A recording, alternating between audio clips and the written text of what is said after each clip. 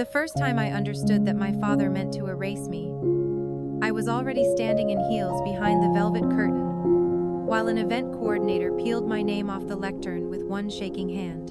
The ballroom at the Halston Civic Theater was full enough to hum. Donors in black tie, local press near the back wall, board members at the front tables under small lamps.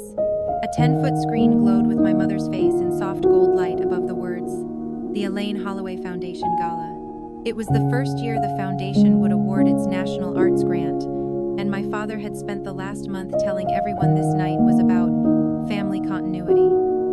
What he meant, I learned, was family obedience. I had been scheduled to open the program, introduce the youth fellows, and announce the launch of the foundation's new education fund. My notes were in my hand. My name was printed in the program.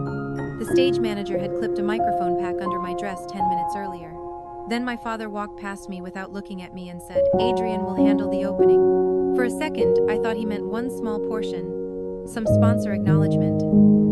Some last-minute adjustment men in expensive suits, like to call practical. Then I saw my older sister step out from the opposite side of the curtain in the navy gown she wore when she wanted to look respectable instead of warm. She was holding the exact ivory folder I had prepared for myself. Not similar. Mine. I looked at the folder, then at the event coordinator, still scraping the adhesive residue from the lectern where my nameplate had been. "You changed the program?" I asked. My father adjusted his cufflinks as if this were a seating issue at a restaurant, not a public transfer of my place at the one event my mother had asked me to build before she died. "It's better this way," he said. Behind him, Adrian kept her chin level, but her mouth had that contained little line she wore when she already knew the outcome and wanted credit for being graceful about it. I said, "I'm the one giving the opening remarks." My father finally looked at me. Not like a father. Like a man managing a problem before the room noticed it. "You've been emotional lately, Paige." The coordinator stopped moving. So did the makeup assistant beside her. I had not raised my voice. I had not moved an inch. But he said it loud enough for 3 staff members and a junior reporter standing near the wing to hear. Adrian stepped closer, lowering her voice into that careful, sisterly register that sounds kind if you don't listen to the content. "No one is taking anything from you. Dad just thinks tonight needs stability." Stability. The word hit harder than if she had called me difficult. My mother had spent her last 8 months in a hospital bed by the window in our old den, and I was the one who managed her medications, her insurance calls, her private nurse schedule, the foundation paperwork, the meal trains, the donor updates, the stack of legal envelopes my father left untouched because he couldn't handle documents right now. I had held the structure together, while both of them floated around grief, like it gave them permission to disappear. Now, in a ballroom full of people who had watched me do that work, I was being described as the unstable one. From the front of the curtain came the rise and fall of applause as the MC finished introducing the Holloway family. My father touched Adrian's elbow. "That's your cue." He started to move with her and I said, "Russell." He stopped. The use of his first name in private would have startled him. The use of it backstage, in that tone, made him turn all the way around. "My mother asked me to run this foundation," I said. He gave me a long, cool look. "Your mother is not here." It was such a precise cruelty that even Adrian flinched. Then the curtain opened, and my sister walked into my light. The applause came automatically at first, the way it always does when people assume they are looking at the planned version of events. But there was a lag in it too. A confusion.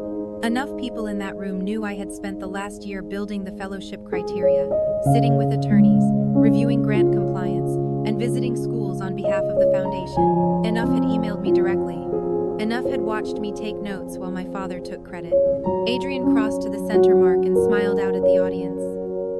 My father followed 3 paces behind her.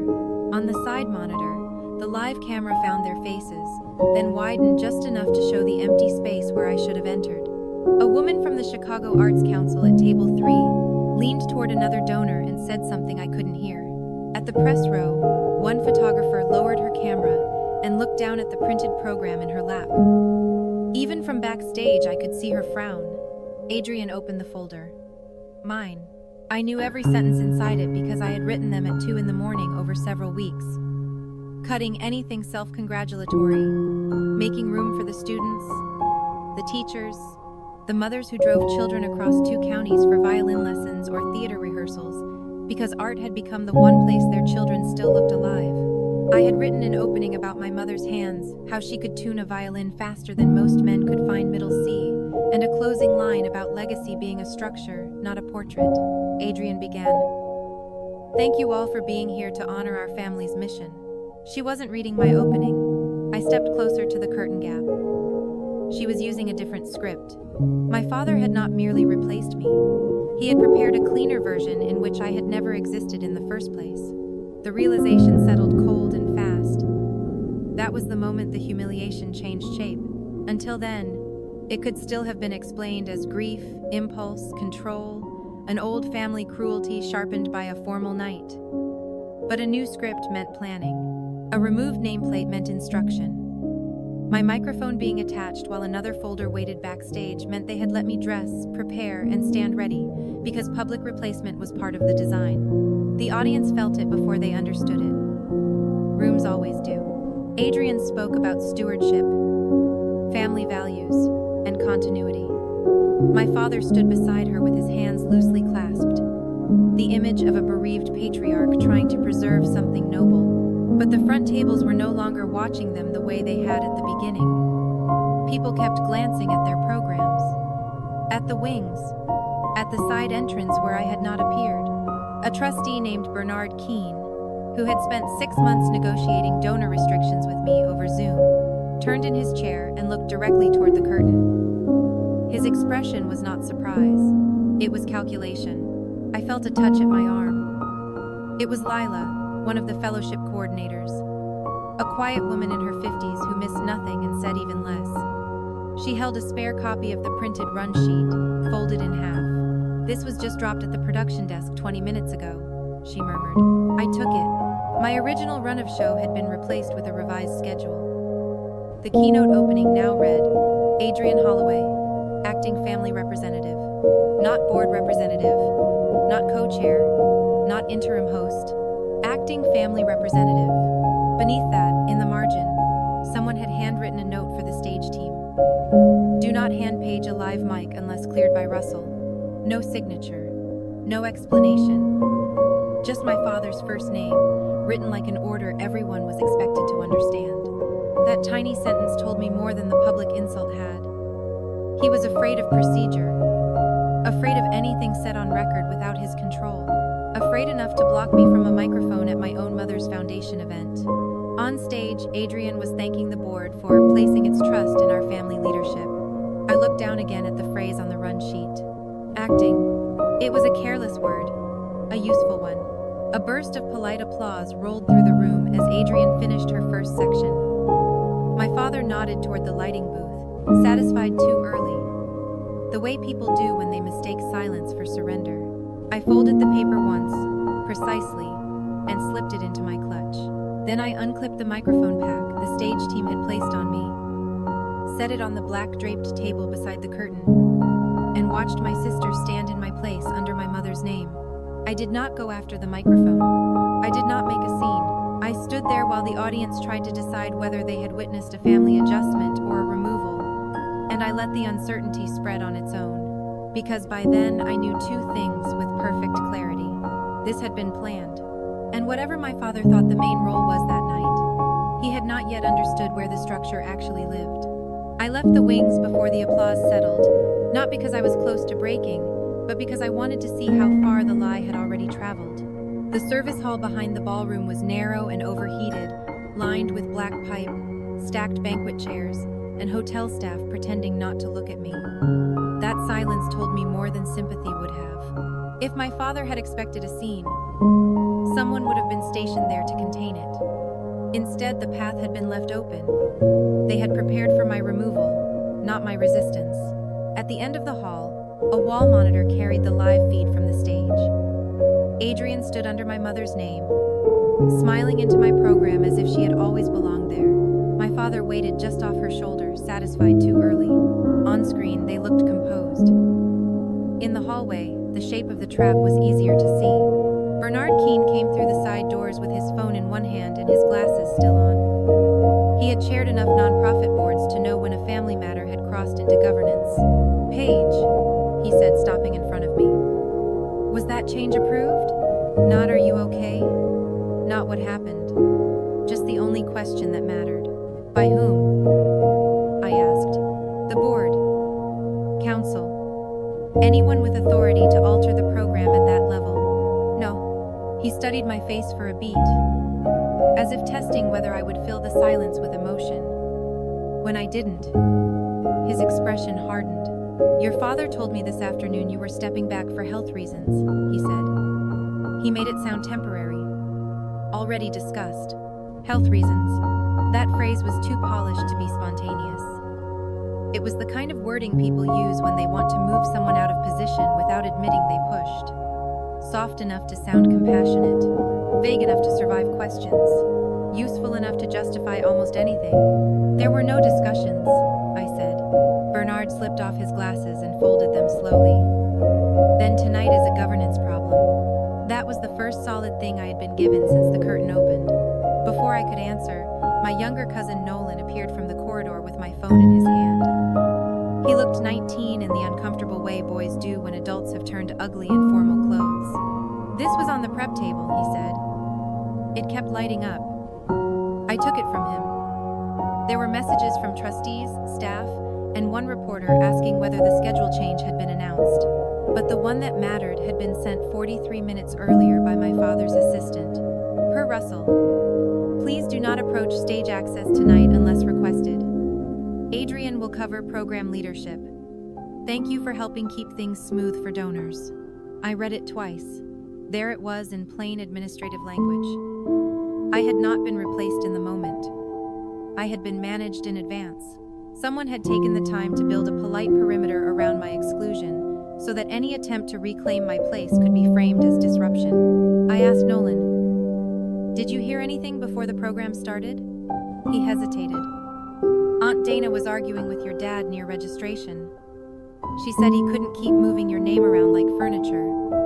That sounded exactly like my aunt. "What about Adrienne?" Nolan looked toward the ballroom doors before answering. "She was in the green room when I dropped off the revised program cards. She asked if the old ones had all been collected. Not surprised.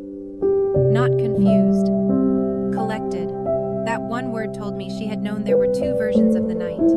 I thanked him and sent him back before my father could decide he had become inconvenient. Then I opened the shared foundation drive on my phone, following the instinct that has saved me more than once in families like mine. When someone suddenly starts using emotional language, check the paperwork. The folder still recognized my administrator access. Inside were donor notes, board files, budget drafts, and the transition memo my mother had dictated from the den 6 weeks before she died, when medication had made long meetings impossible but not her thinking. I found it quickly. It was not sentimental. My mother never wrote sentimental instructions where money or control were concerned. The memo named me as operational lead for grants, education partnerships, and donor coordination until the next formal board cycle. It said my father should remain ceremonial unless outside counsel completed the governance review he had delayed for months. Ceremonial. I kept reading. Attached beneath it was a follow-up email from Foundation Council recommending that no temporary family representative be announced without formal board notice, because it would create confusion around fiduciary responsibility.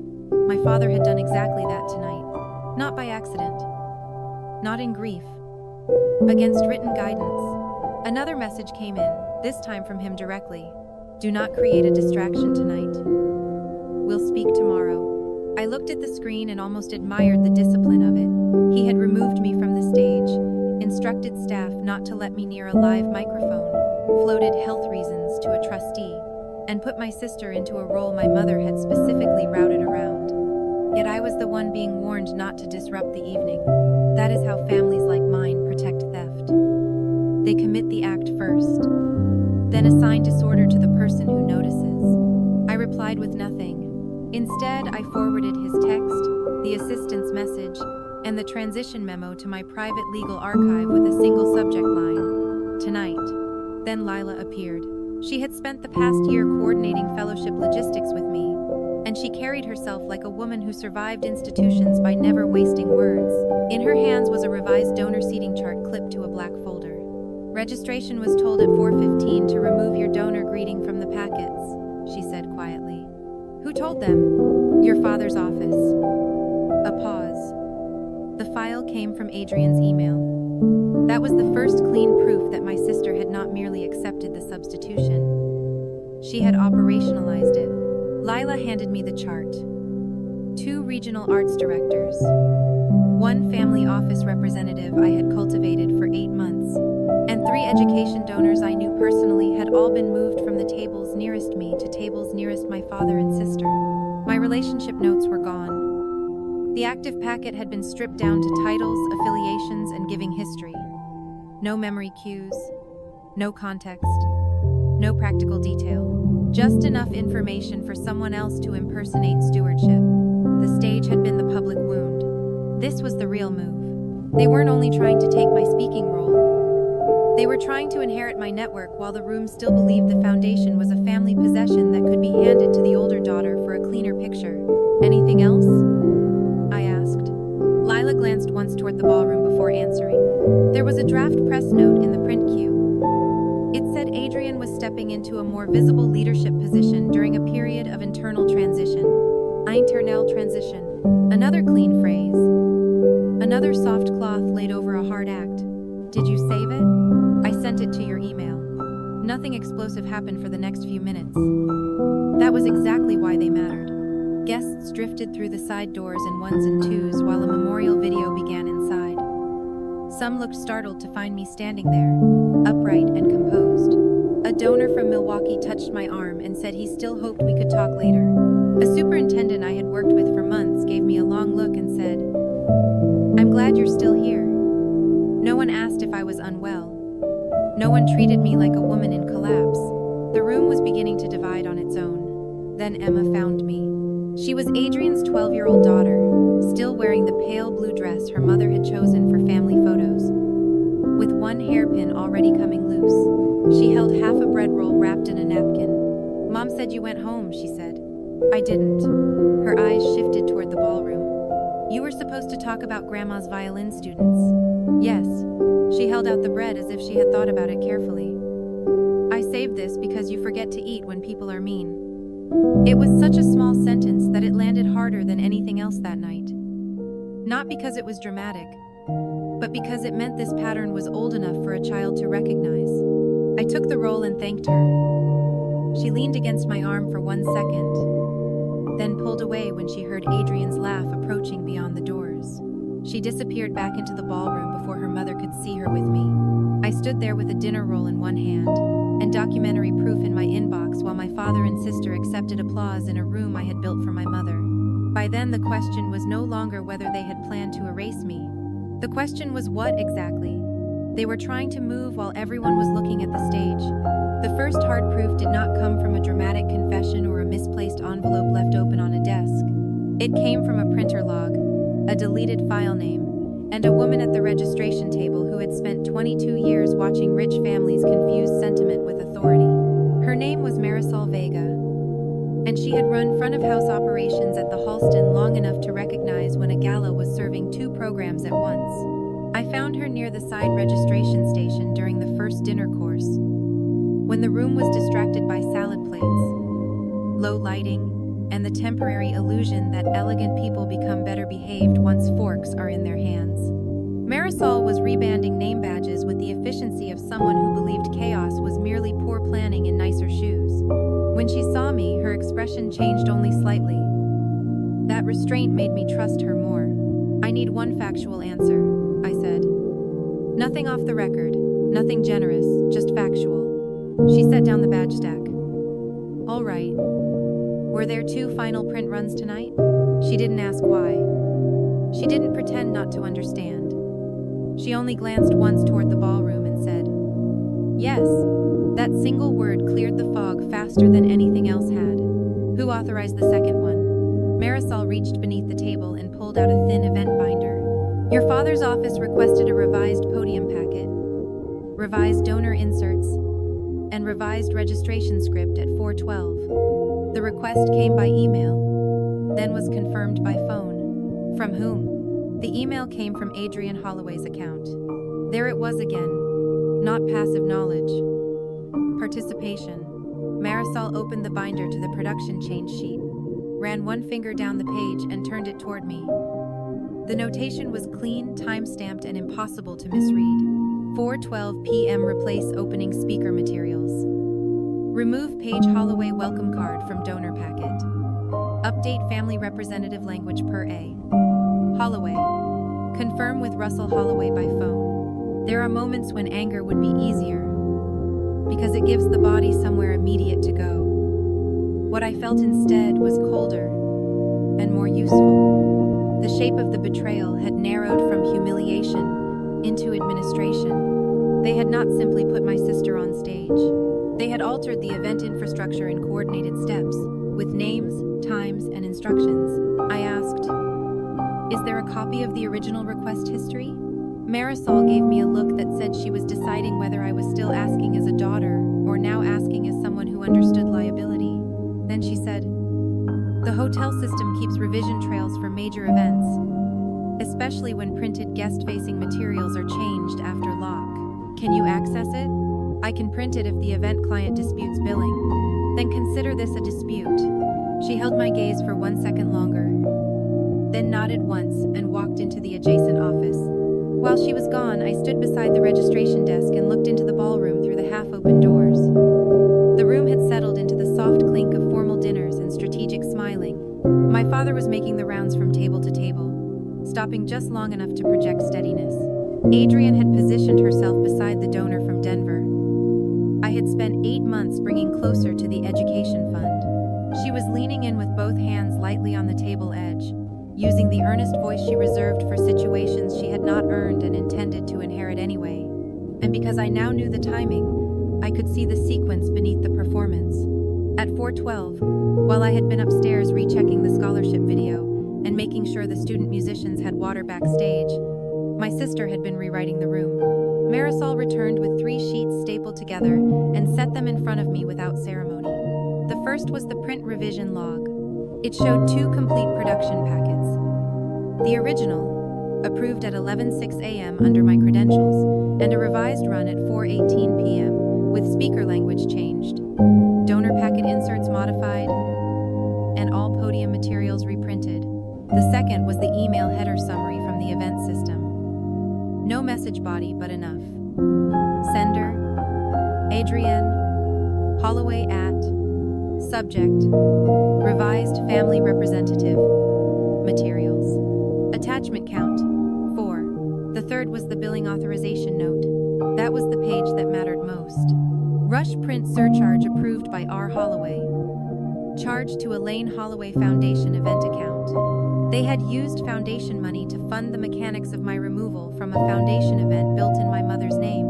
I let my thumb rest against the paper for a moment, then asked the only useful next question. Was any reason recorded for the revision? Marisol checked the log. Yes. She turned the page slightly so I could read it. Client note. Update needed due to internal family health sensitivity and speaker stability concerns. For 1 second, the noise from the ballroom seemed to flatten. Not disappear. Flatten. As if the room had moved a few feet farther away. There it was. The phrase made operational. Not something my father had merely floated to Bernard in conversation. Not a convenient line used backstage. It had been entered into the event record as the justification for changing materials, rerouting my donor access, and stripping my name out of guest-facing documents. Health sensitivity, speaker stability concerns. They had created an administrative paper trail suggesting I was too unstable to be trusted with the foundation my mother had asked me to lead. And they had done it using the foundation's own account. I asked Marisol, "Who gave the phone confirmation?" She looked back at the sheet. "Your father called from the number listed on the master event contact. Do you have the recording?" She almost smiled. "We don't record routine client calls, but we do note the extension that processed them. Good enough. Because by then I wasn't collecting moral outrage. I was collecting chain of action. Email from Adrian. Phone confirmation from my father. Foundation funds used to execute the change. A formal written justification implying I was unfit. That was no longer family cruelty. That was deliberate misrepresentation tied to fiduciary process. I thanked Marisol and asked her to email the revision log to my private address, as well as print a second copy for hotel records. She agreed without hesitation, which told me she had already guessed this might become a question no one wanted attached to her desk alone. As she sent it, another small human scene crossed the edge of my vision. A busser no older than 17 was collecting bread plates from the side service cart. He kept glancing through the ballroom doors toward the stage, as if trying to follow the event without ever being invited into it. When one stack tilted in his hands, an older waitress beside him steadied it without looking and said, quietly, "Not your mistake. Just carry it level." It had nothing to do with me. That was why I noticed it. That simple correction, steady the weight. Don't claim the blame landed with more force than it should have. My family had spent years teaching the opposite lesson. Absorb the imbalance, then apologize for wobbling. I folded the printed logs and slid them into my bag. Then my phone buzzed again. This time it was not from my father. It was from a reporter named Elise Hart, who covered philanthropy and local culture, with just enough seriousness to make donors nervous when governance language got sloppy. Quick question before I file tomorrow's recap. Was Adrian always opening tonight? Printed program, says Paige. I did not answer immediately. That was important. Rushing to correct the narrative would still make me look reactive. Letting the contradiction sit for a moment made it visible as a contradiction, not a family disagreement. Instead, I sent the revision log and the event system note to my private attorney folder, then forwarded them to Mara Bell, the foundation counsel who had warned against family substitution months ago. Subject line: urgent event misrepresentation and use of foundation funds. No explanation in the body, just documents. Then I answered Elise with one sentence. No, there was a same-day program revision I did not authorize. Nothing emotional, nothing speculative, nothing a careful writer couldn't use. A reply came less than a minute later. Understood. Was the board notified? I looked through the ballroom again. My father was laughing now at table 7, one hand on the back of a donor's chair, his posture loose with the confidence of a man who believed the room had accepted his version. Adrian had taken my place in the donor orbit so completely that from a distance she could almost have passed for stewardship if you hadn't known where the knowledge came from, who had built the trust, or what paper had been altered to place her there. I typed back, "Not to my knowledge." Then I turned my phone face down. The proof was already enough to change the category of the story. Part 1 had been public humiliation. Part 2 had shown planning. But this was the first hard edge no one in my family could soften with grief language later. They had used my supposed instability as a documented reason to reassign authority they did not legally control. And they had billed the institution for it. That changed the stakes for everyone in the room. Because donors forgive bad families all the time. What they do not forgive, if they are paying attention, is governance contamination. I was about to leave the registration station when Marisol said, "There's one more thing." She reached into the binder again and removed a single-page script sheet with my father's handwritten mark across the top.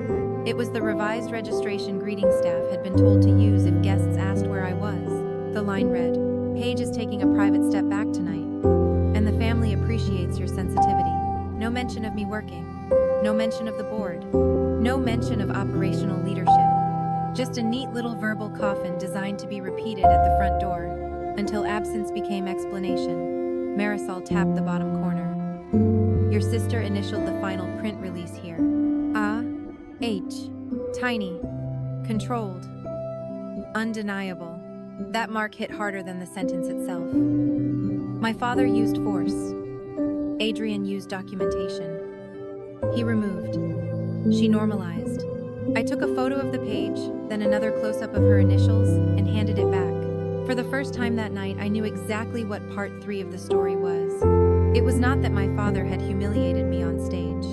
It was that he and my sister had built a procedural fiction in which I was already gone, already fragile, already unsuitable, and they had started feeding it to the room before the first guest sat down. Good. Tell me the cleanest version. So I did. No emotion, no family history, just sequence. Same-day speaker substitution. False stability language entered into event records. Foundation funds used for revised materials. My father and sister represented a leadership transition without board notice. Event authority still in my name. Restricted donor agreements potentially breached. Mara let 2 beats pass after I finished. Then she said, "Do not confront them privately."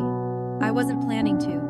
Good. Because this has moved beyond family behavior. If they continue representing Adrian as leadership tonight, they may trigger donor review and fiduciary exposure. I need you to send me photos of everything. Then email Bernard Keene. One question only. Whether the board authorized any temporary leadership change or public statement about your role. Do not editorialize.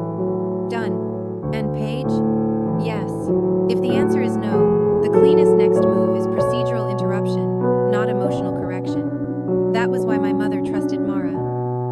She understood that the most devastating response is often the least theatrical one. I sent the photos while she stayed on the line. Then I drafted a single message to Bernard. Did the board approve any same-day change naming Adrian Holloway as acting family representative or altering my operational role tonight?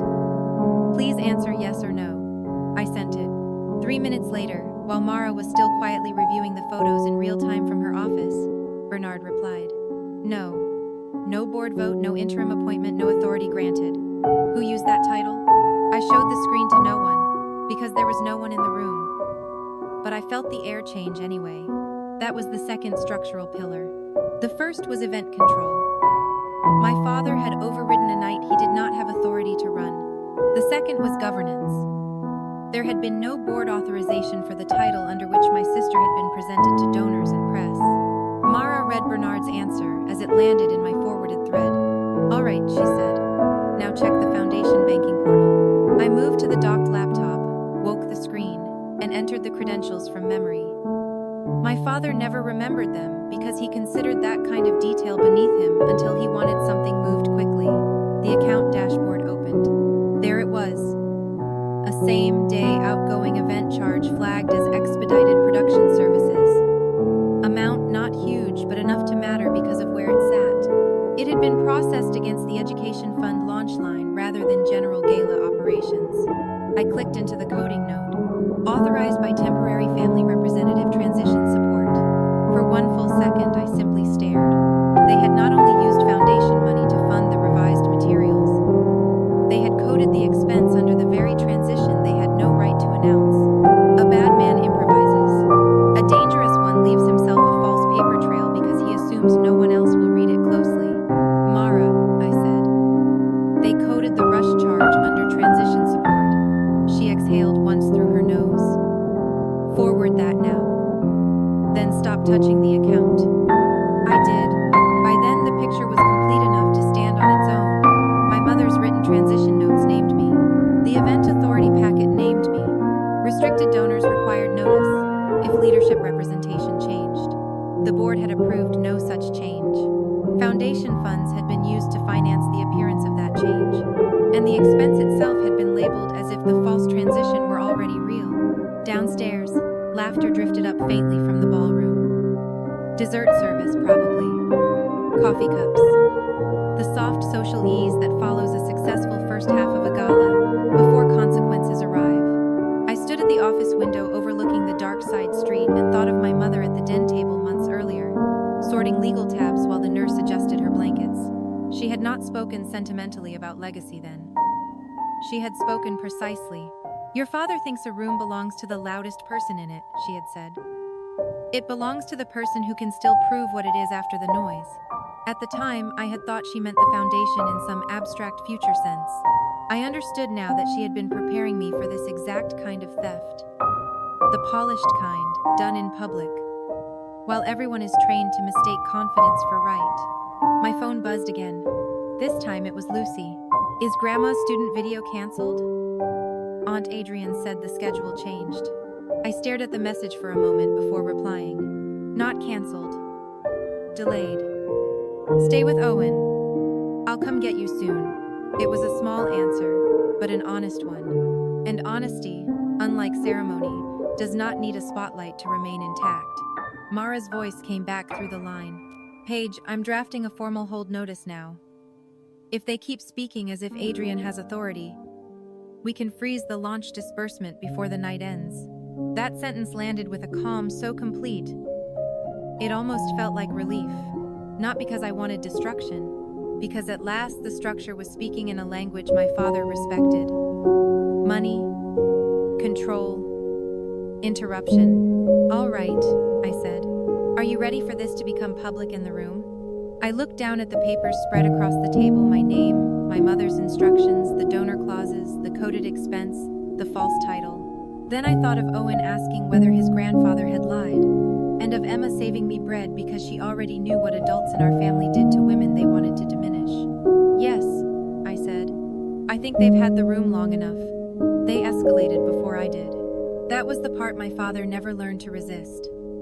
He could plan a substitution, coordinate language, even build a paper trail soft enough to sound compassionate. But once he sensed control slipping, he always reached for a larger audience. Mara sent the hold notice at 9:14.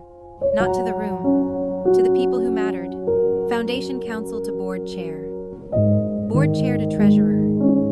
Treasurer to finance administrator. All in the space of 4 minutes.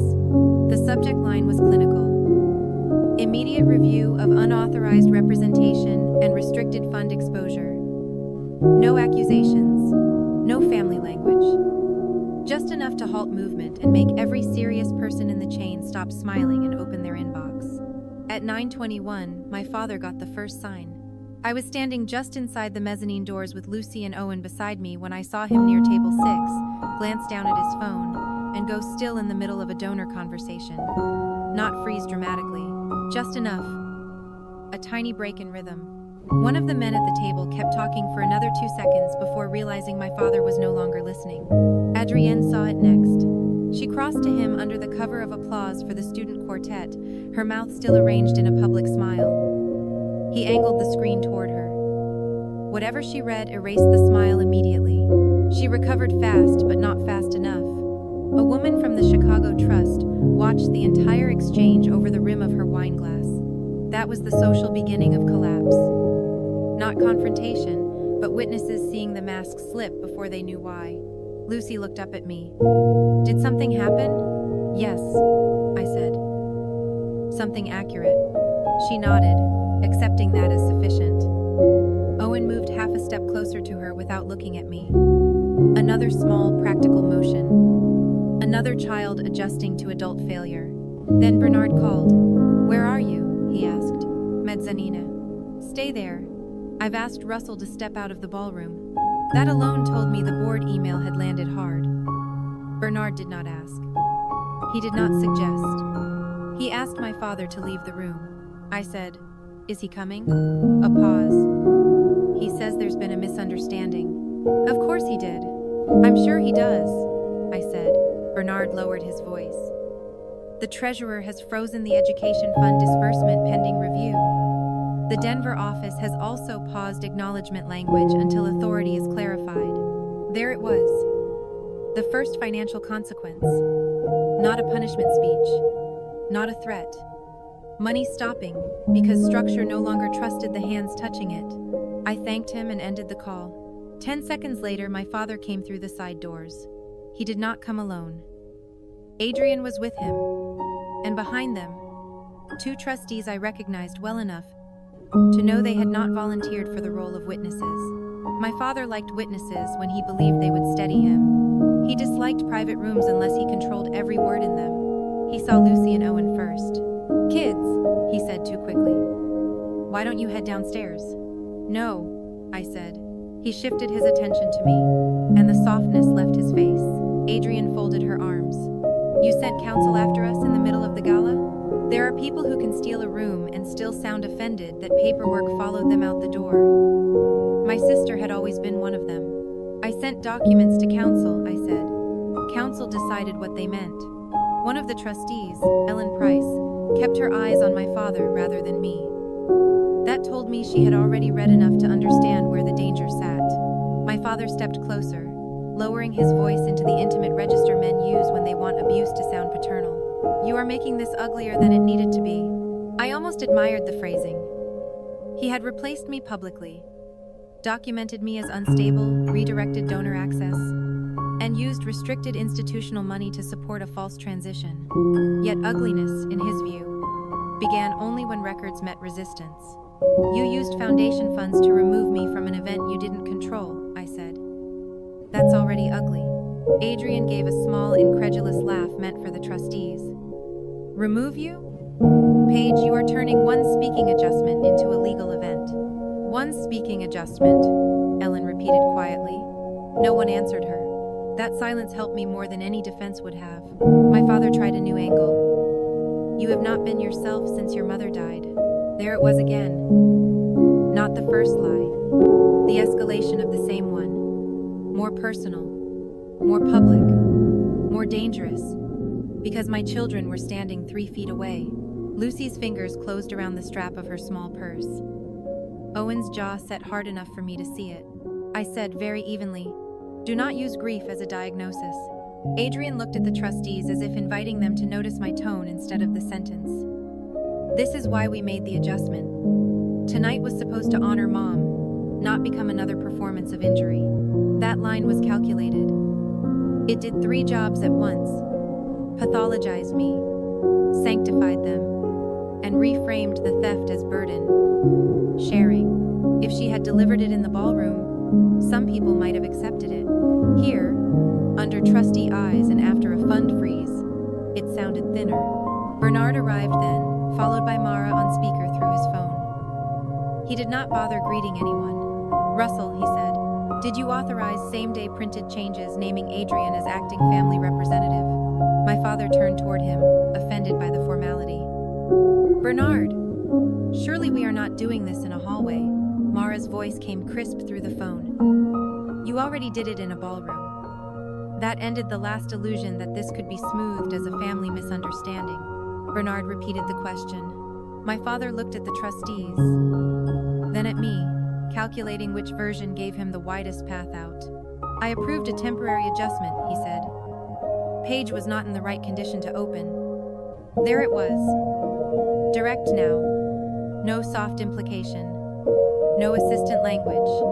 A clean, spoken claim in front of witnesses. Mara said, "On what authority?" He hesitated. That hesitation was worth more than a denial. Adrian stepped in too fast. "As family." "No," Mara said. "Authority." Nobody moved. The student quartet inside the ballroom began the first bars of a Schubert arrangement my mother loved. Faint through the doors, almost tender. It made the corridor feel even more brutal by contrast. My father tried again. "I am Elaine Holloway's husband. That is not a governance role," Bernard said. Ellen finally spoke. "And certainly not authorization to characterize Paige's health in event records." Adrian's face changed at that. Not much. Just enough. She had expected argument. She had not expected the room to pivot to documentation. "I never said health," she said. Marisol's revision log was already in Bernard's hand. He lifted it slightly. "Your email triggered a print change citing speaker stability concerns," he said. Adrienne went still. That was the psychological escalation turning back on them. They had built language to make me seem unstable. Now every careful phrase they had used was becoming a piece of testimony. My father made his worst decision then. He looked past Bernard and said, louder, "Paige has been emotional, erratic, and impossible to manage for months. We all know that." He said it in front of my children. That changed the moral temperature of the corridor instantly. Lucy's face lost color. Owen took one step forward before I touched his wrist, and one of the two trustees behind my father, a quiet man named Victor Hale, who almost never intervened in family matters, said flatly, "No, Russell. We do not all know that." The sentence landed like a door bolt. My father turned toward him, surprised in the way arrogant men always are when neutral people stop being neutral. Victor continued, "What I know is that Paige has run donor coordination, partnerships, and grant operations for a year while you handled speeches. That is what I know," Ellen added. "And And what I know is that no board vote authorized this substitution. Bernard held up his phone. And what the record now shows is a false title, unauthorized spending, and restricted fund exposure. My father's face tightened. Adrian's composure thinned further. For the first time that night, they were not controlling the language around me. Other people were. That was the social shift. Not applause. Not sympathy. Institutional adults withdrawing cover in real time. Then Mara delivered the procedural threat. Effective immediately, she said. Any continued representation tonight that Adrian Holloway holds leadership authority over the education fund, donor stewardship, or foundation operations will be treated as knowing misrepresentation during active review. The disbursement freeze remains in place. Further donor notice may follow. No one reacted at first because the sentence was dense and clean and devastating in the way legal language often is. Then it registered. The launch money was frozen. The donor notice could widen, and any further performance downstairs could now make the damage worse, not better. Adrian looked at my father. Do something. It was a small sentence, but it exposed everything. She had taken my place on stage because she thought he had built a floor under her. Now she was discovering it had been painted cardboard. He turned on me instead. Is that what you wanted? He asked. To humiliate your own family in public? I held his gaze. You did that on stage, I said. I just kept the records. That was the only line I gave him. No speech. No list of sacrifices. No defense of my grief, my work, or my place. By then, the hallway had enough evidence without my pain performing for it. A waiter pushed through the far door with a tray of coffee service, saw the cluster of trustees, and backed up immediately with an apology. The moment broke just enough for reality to settle around it. This was no longer a family argument. It was an interruption with consequences, and everyone present knew it. Bernard looked at my father. You will return to the ballroom and make no further reference to leadership transition tonight. Then to Adrian. You will not represent yourself as acting family representative again. Adrian opened her mouth, but Ellen cut across her. That title is over. Short. Final. Public enough for the trustees. Sharp enough for the sister who had borrowed my life in softer language all evening. My father's eyes moved to Lucy and Owen again, perhaps realizing too late that they had heard more than he intended. Or perhaps only realizing that witnesses were multiplying in the wrong generation now.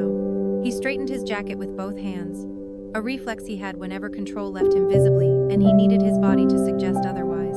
This review is not finished, he said. No, I answered. It's just documented. That was where we left it. Not with victory. Not yet. With escalation halted, money frozen, titles stripped, and their story no longer safe even in a hallway.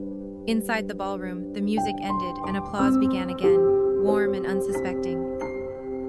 The gala was still going on, but upstairs, the machinery underneath it had changed direction. And for the first time that night, my father and sister were the ones being managed.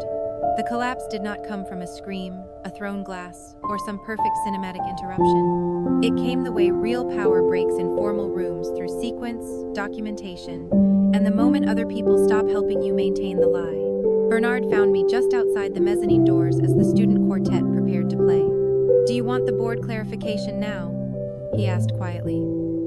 Or after the performance? I looked through the ballroom windows at the children lifting their instruments under my mother's name. My father had already taken enough from the evening. I was not going to let him take that too. After the students, I said, that choice mattered. If the interruption came before the music, my father could still frame me as reckless, emotional, unable to leave one sacred thing untouched. But if the children played first, then the room would have to face the procedural truth without any shield of sentiment. So we waited. The quartet performed. The audience applauded. Dessert plates were cleared. Coffee began to move across the tables. For a few brief minutes, the room relaxed into the false comfort of thinking the night had steadied itself. Then Bernard stepped onto the stage. He did not ask my father. He did not consult Adrian. He spoke briefly to the MC, adjusted the microphone, and stood at the podium with Ellen and Victor just behind him. That alone changed the air. Board members do not walk into the middle of a gala program unless something has crossed out of family territory and into institutional risk. It took the room 1 second to notice. Then it went quiet table by table. Before we proceed with the education fund announcement, Bernard said, the board needs to clarify a procedural matter for the integrity of the foundation and for our guests. No one moved. At table 6, my father had just lifted his coffee cup. He set it down without drinking. Across from him, Adrian's shoulders tightened even though her face stayed arranged in that careful, public calm she used when she wanted to look wronged instead of cornered. Bernard continued in the same even tone.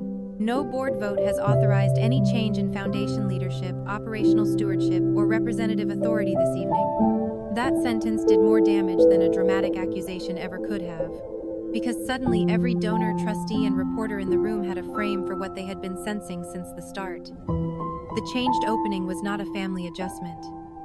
It was an unauthorized substitution. The title Adrian had worn on stage was not ceremonial. It was false. You could feel the recalibration happen in real time. A woman from the Chicago Trust stopped whispering and looked directly at Adrian. The Denver representative leaned back in his chair and folded his hands. At the press table, Elise Hart was already typing. My father rose. This is unnecessary, he said, loud enough to carry. Bernard turned his head slightly. Russell, please don't interrupt. The sentence was simple. That was what made it devastating. For years, my father had controlled rooms by deciding when other people were allowed to finish a sentence. He redirected, corrected, overrode, and renamed until his version became the only one left standing. To be told not to interrupt, publicly, at his own foundation gala, in front of donors and press, was the first visible fracture in his authority. Adrian stood more slowly. I think this is creating confusion, she said. Victor stepped forward then, and that was worse for her than Bernard's statement had been. Victor rarely involved himself in family matters. People noticed when he chose to. What created confusion, he said, was presenting an unauthorized title as fact. The room absorbed that in silence. Unauthorized title. Not emotional dispute. Not misunderstanding. Not grief. Unauthorized. That one word stripped all the softness off what they had done. My father looked around the ballroom the way men do when they expect their social weight to rescue them. He searched for an ally in the donor tables, then in the trustee row, then near the press section. No one moved toward him. No one nodded. No one rose to steady the moment. That was the social break. He was still standing in the room, still wearing the tuxedo, still carrying the family name. But the protection around him had started to thin, and he could feel it. Bernard did not drag the statement out. He didn't need to. Until review is complete, he said. All public statements regarding operational authority, fund stewardship, and representative leadership remain as previously documented by the Foundation. Previously documented. That was my mother's structure reclaiming the room without me saying a word. Then Bernard looked toward the side entrance. Toward me. Paige Holloway, he said. As the documented operational liaison, would you please come forward and introduce the student archive presentation prepared for this evening? My father answered before I could move. That won't be necessary. But it was already too late. His objection no longer sounded authoritative. It sounded like a man trying to close a door after the hinges had been removed. I handed my clutch to Lucy and started down the side aisle. No one announced me. No spotlight followed me. And yet the room opened in the smallest visible ways, chairs angled in, knees shifted aside, handbags moved, faces lifted. Social permission had moved with me. That was one of the clearest forms of public collapse.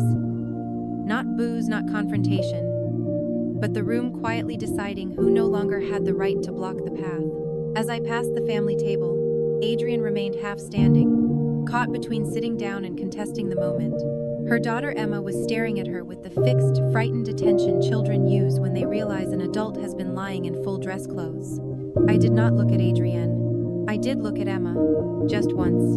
Her shoulders eased a fraction. When I reached the stage, Bernard handed me the original archive card. The one with my notes. The one my father had removed from the run of show. I recognized my own handwriting immediately. That mattered more than I expected. Not because I needed the paper, but because it proved that the original order of the evening had not vanished. It had only been pushed aside. I stepped to the microphone and looked at the audience. Not at my father, not at my sister, not at the press. At the audience. My mother believed that art survives only when someone protects the structure around it, I said. That was all I gave the room at first. No accusation, no explanation, no attempt to narrate the betrayal back to them. By then, the documents had already done that work. What the room needed now was not my injury. It was the return of sequence. This presentation comes from her student archive, I said, and from the schools and families she trusted us to keep serving. Then I introduced the video. Nothing more. The restraint did more damage to my father than any public speech could have. Because I did not turn the moment into a battle. I turned it back into the work. His entire system depended on confusing spotlight with legitimacy. Mine did not. The screen behind me lit up. My mother at a piano bench, leaning over a child's hand position. My mother in a school gym with bad acoustics and folding chairs, listening as if the smallest student mattered. My mother at a community rehearsal, laughing with a violin tucked beneath her chin. Then the archive shifted into the scholarship footage. The schools, the letters from families, the instruments held together with tape, the children whose names I knew because I had been the one calling principals, reviewing applications, and building the program while my father rehearsed donor lines. And underneath it all was my recorded narration, prepared weeks earlier exactly for this moment. I stepped away from the podium while it played. That choice mattered too. I did not need to occupy the center once it had been restored. I only needed to return it to the thing my father had tried to use as decoration. The work itself was stronger than any performance of grievance. From the wings, I could see the room clearly. The Denver representative had shifted his body away from Adrian. The Chicago trust table was no longer pretending not to discuss what had happened. Elise at the press row was typing steadily, no longer looking for a soft family angle because the institutional story had arrived in front of her. And my father was still standing, not speaking, not sitting, not leaving. Just standing there with the expression of a man who had finally understood that the room was reclassifying him while he was still inside it. Then came the part no one could have staged. When the video ended, applause rose first from the school tables, then spread outward. It was warmer than donor applause, less polished, more real. Before it had fully reached the front of the room, Lucy stood. She did not stand to make a statement. She stood because she loved her grandmother, and because children still rise for what they recognize as true. There were tears on her face, but her chin was high. Owen stood beside her a second later. Then Emma stood too, not after looking at her mother for permission, after looking at the stage. That was the emotional collapse. Not because children resolve anything, because they reveal, without strategy, where trust has moved. Around them, more people rose. Teachers, students, 2 trustees near the rear, a donor table by the center aisle. Not a full standing ovation. It did not need to be. It only needed to make visible who remained seated. My father stayed down. So did Adrienne. That image said everything no speech should have said aloud. The children stood for the work, the truth, and the woman who had actually carried it. The 2 people who tried to take its public face sat motionless at the table where they had expected to inherit the evening. When the applause eased, Bernard returned to the microphone just long enough to deliver the final procedural cut. The Education Fund announcement will be rescheduled after formal board review, he said. Clean, brief, final. The launch my father had meant to use as a transfer of power had just been removed from him in front of every donor he wanted to impress. I left the stage by the side stairs, instead of walking back through the center. People reached for me quietly as I passed. A hand at my elbow. A murmured, "We'll follow up tomorrow." A nod from the superintendent. Nothing theatrical, Serious people rarely become dramatic when the truth is already carrying its own weight. At the rear of the room, I heard one last thing. Not from the stage, not from the board, from the family table. Emma's voice, small but clear in the hush between conversations. "Mom, why did you take Aunt Paige's part?" I did not turn around. I didn't need to. By then the room had already answered. By the time the ballroom began to empty, no one was arguing anymore. That was the first sign the night had ended in the only way that matters. Not with a louder scene. With the disappearance of their ability to keep renaming what had happened. The donors left in softer clusters than they had arrived. Speaking in lower voices. Holding their coats over their arms. Checking phones that now contained emails none of them would ignore in the morning. Trustees did not gather around my father. Reporters did not chase him for a quote. Adrian remained at the family table longer than anyone else, as if staying seated might delay the fact that the title she had worn for an hour no longer existed anywhere that mattered. I stayed near the side corridor while the student musicians packed their instrument cases. One little girl from the string ensemble, maybe 10 years old, came up holding her violin by the neck with both hands and asked whether the scholarship program was still real. "Yes," I said. "More real now." She nodded, satisfied by the answer, because children care less about adult prestige than about whether the thing they were promised will still be there next month. Her teacher thanked me for coming back to the stage. I told her I had only returned to the order that was already there. She seemed to understand exactly what I meant. Owen took Lucy downstairs to get their coats from the check desk. In their absence, the silence around me felt different from the silence at the start of the evening. No longer the silence of people watching a woman be displaced and wondering whether they should look away. This was the quieter, steadier silence that follows when a structure has corrected itself and everyone can feel the new shape of the room. Mara called again just before 10. "The hold is in place," she said. "No disbursement, no donor release, no leadership language until review is complete." "Good. The board wants a meeting Monday morning.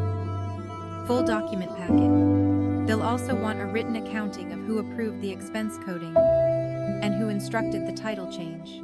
I looked through the ballroom doors. My father was standing near the front table now with his jacket unbuttoned, one hand on the back of a chair, talking to no one who looked willing to stay much longer. The Denver representative shook his hand once, politely, then moved past him without stopping. At another table, one of the Chicago trustees gave Adrian a brief nod that had no warmth in it at all. "Mara," I said, "they'll try to frame this as grief." "They can try," she said. "But grief does not initial revised print releases, recode restricted expenses, or invent governance titles.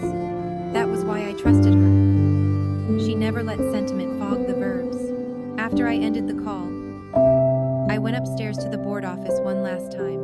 The binders were still where I had left them. The silver document box was still open. My mother's transition memo lay beside the donor letters, its edges slightly curled under the fluorescent air. I gathered everything carefully, not possessively, just correctly. Original authority packet, sponsorship restrictions, expense screenshot printout, revision logs, press note draft, my notes card from the archive presentation. I stacked them in chronological order. There was something almost peaceful in that act. Not because the night had been kind, because sequence had returned. My father had spent years surviving by creating emotional weather around facts until people forgot which came first. But paper, when kept properly, resists weather. A small knock came at the open door. It was Emma. She had changed out of her dress shoes and was carrying them by the straps.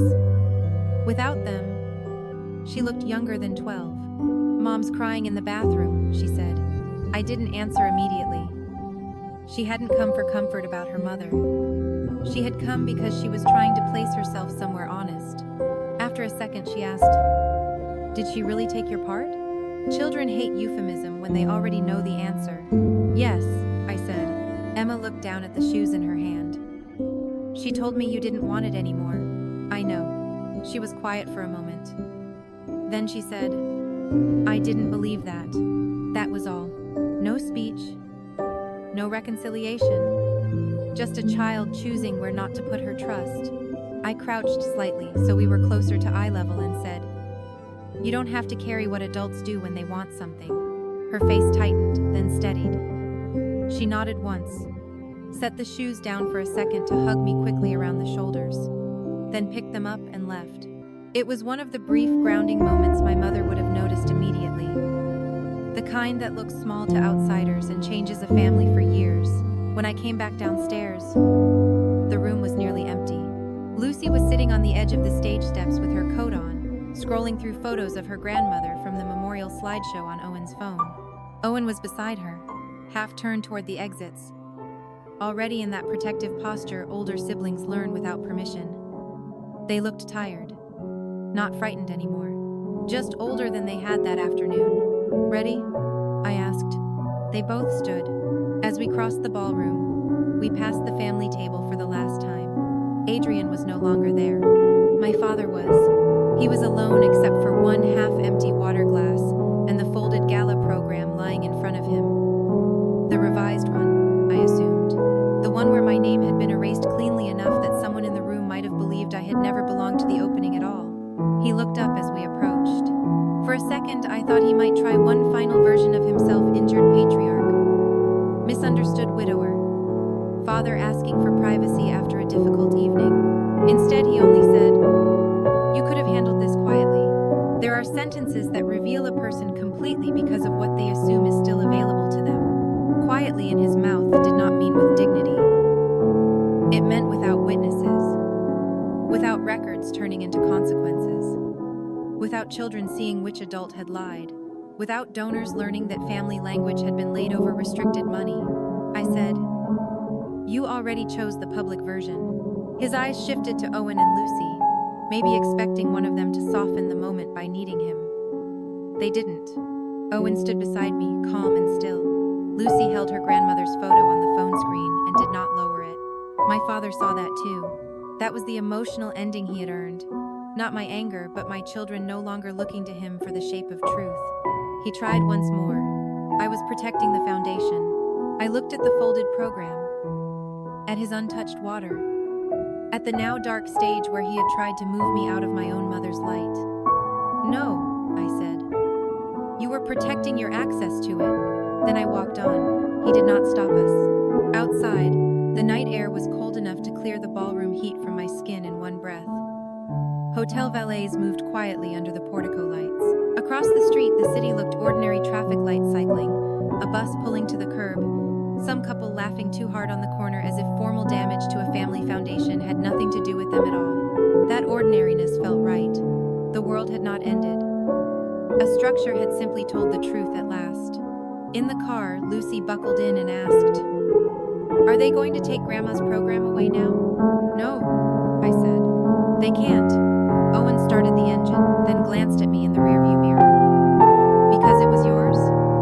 I thought about correcting the wording, about saying not mine exactly, or not in that way, or offering some careful distinction between stewardship and ownership. I didn't. "Yes," I said, "because it was mine to protect." We drove home without music. At a red light, my phone buzzed with the first formal notice from the board secretary confirming Monday's emergency review. Attached was a temporary directive suspending any public representation changes until written governance clarification was complete. My name remained on the operational line. The education fund remained frozen pending corrected certification. Donor communications would now go through council and the board chair. Structure speaking for itself. When we got home, the house was quiet in the plain domestic way that always matters more after public damage. Lucy left her shoes by the stairs instead of kicking them off in the hallway. Owen put the car keys in the bowl by the door and checked the deadbolt without being asked. I went into the kitchen, poured water, and found the bread roll Emma had given me, still tucked in my bag inside the napkin. I set it on the counter for a moment and looked at it. A child saving food because she had already learned who gets neglected when adults become cruel. That, more than the gala, more than the donor freeze, more than my father's stripped title, stayed with me, because the night had never really been about a podium. It had been about whether the work of a woman could be made invisible once the room was dressed beautifully enough. Whether care, competence, and structure could be transferred by force, and then renamed stability. Whether children watching from family tables would learn that truth belongs to the loudest person or the one who keeps the record straight. By midnight, I had sent Mara the final document scans and placed my mother's transition memo in the fireproof box in my study. Not hidden, properly kept. Then I turned off the kitchen light and stood for a moment in the dark, listening to the familiar sounds of the house settling around me. No speech was needed. No vow. No grand conclusion. On Monday, the board would meet. The expenses would be traced. The donor notifications would be corrected. The false title would disappear from every official line it had touched. My father would discover that a room cannot be inherited by walking onto its stage. Adrian would learn that borrowed authority collapses the moment procedure asks for proof. And my children would remember something better than a victory scene. They would remember that I did not beg for my place. I did not fight for it in the language chosen for me. I did not have to, because I had never been the extra body they moved out of the spotlight. I was the one holding the structure up the whole time.